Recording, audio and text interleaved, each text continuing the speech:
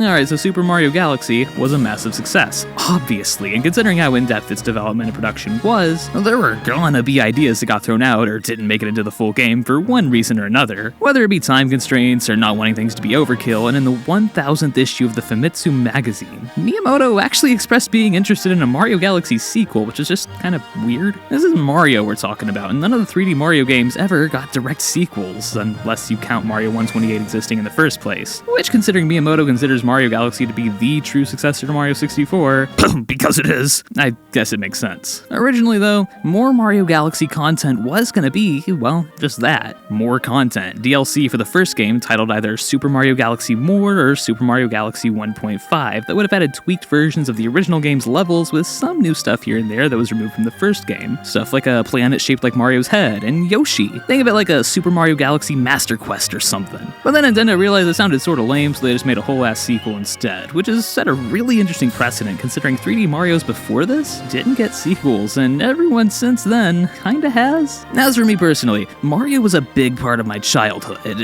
Actually, considering I spent nearly $700 to play these games on a $14 hourly wage, honestly, a big part of my adulthood too. But something else that was also a big part of my childhood was being a middle child. Can you tell? Little context, I had a weird-ass childhood where I never really had any friends or visited other people's houses or did any normal kid stuff like kids do. I was isolated at home like 99.99999% of the time, but I do have one story. So I'm a 4-year-old minding my own damn business, not hurting a single soul in the world. Suddenly, whoops, my mom catches a bad case of pregnancy somehow, so now she's gotta go to the doctor or whatever, so someone else has to watch me for a day or so to contain the hell I could unleash upon the world on my own. Now, who do my parents choose? Well, you see, my dad was in the military, because apparently just shouting fairy tales at people counts as being in the military, so he knew someone who also had 2 kids with the same name as mine and my older brothers. It was so weird. To this day, I still wonder if my parents were part of some secret religious mafia group or something like that. What's with that? Anyway, these guys also had a Wii with Wii Sports and Mario Kart Wii. I mean, they were red, white, and blue-blooded Americans just like us, goddammit. Of course they did. Well, they also had one other game on their Wii that was unlike anything I had ever seen before, and that game was the first Super Mario Galaxy. And this thing began my new obsession, lasting all of like 16 years and still going strong. And I never shut up about it. And of course, me being me, I kind of bugged my parents to death about getting my own hands on a copy of Mario Galaxy, which didn't actually end up happening for a good couple of years there, but Mario Galaxy 2, wouldn't you know it, happened to be releasing the exact day after my birthday that year, and I ended up getting it as a late birthday gift, and this game changed me. Or maybe it is what made me me in the first place? I don't know. But my love for this game, along with its predecessor, are inseparable from my identity as a person. Like, I've always credited Lego Batman as the game that got me interested in this medium. Mario Advance made me curious about the inner workings of it and how games are made. And then much later on, indie games like Deltarune and Shovel Knight are what made me decide to pursue game development, because I realized that's an actual feasible thing I can do. But Mario Galaxy 1 and 2 together, along with 64 DS and the 3 Mario and Luigi RPGs I played, I like Mario, I don't know if you can tell, are what made me actively want to make games, if that makes any sense. This has been really confusing probably. If you can't tell, I'm talking about Mario Galaxy 2 here. I do just want to say that despite the fact these games are very similar, sharing a lot of the same,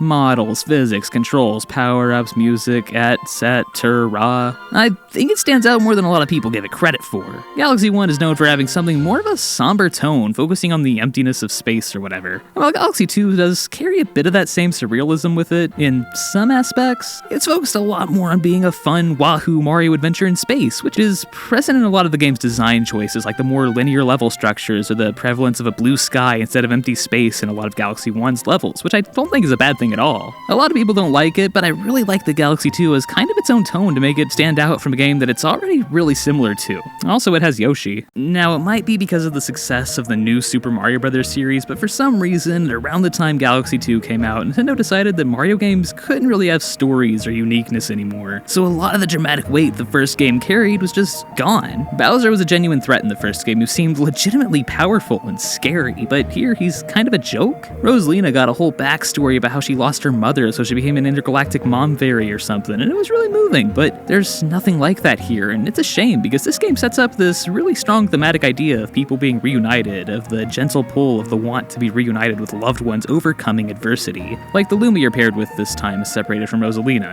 his mother, in the same way Rosalina was separated from her mother in Galaxy 1, which is a really cool concept, they just don't do anything with it. Alright, but beyond that, in terms of gameplay, the fact that Galaxy 2 was planned as Galaxy 1 DLC actually makes a hell of a lot of sense, because look looking back, especially near the end of this game, you can tell they're really scraping for ideas. Nearly the entire final world here is taken from older games. There's a level swiped from Mario 64, you gotta beat the final stage like 5 times at 240% the game. I mean, it is impressive how they pulled everything together for this to work, but sometimes you can tell they were really running low on creative fumes. And I can't blame them at all. In the span of just a couple of years, these guys made 2 back-to-back all-time masterpiece 8 out of 8 Nugget games, and this stuff does still really work. It's just not on Galaxy 1's level from a cohesive standpoint, even though I personally prefer Mario Galaxy 2. But the design of nearly all the original levels are absolutely incredible and beat out pretty much every other Mario game to me. This is the only Mario game where there's no level I don't ever want to play. I mean, even Galaxy has its stages I get to, and then... oh cool, a new Galaxy! Oh cool, an old Galaxy! Every Mario game does, but not this one, and beyond that, like a lot of the other titles here, the game doubles itself when you beat it, adding green stars to each Galaxy you gotta find, and while a lot of people don't like that very much, I love it. Sure, you don't really have to keep playing at this point if you had your fill, but the green stars always make you explore places you don't usually go to otherwise, and they really make you think outside the box in that way, and I definitely prefer them over Galaxy 1, just making you play the game again in the same way, just with Luigi. The music is somehow at its zenith with Mario, even more so than the first Galaxy. Like, I think of fact, a lot of Mario Galaxy 1's music carries over and helps form a lot of what Galaxy 2's soundtrack does really helps it. Like, the main theme of Mario Galaxy 2 is straight up Gusty Garden Galaxy's main motif, which might be because, I don't know, it's really that good, but, like, the point still stands.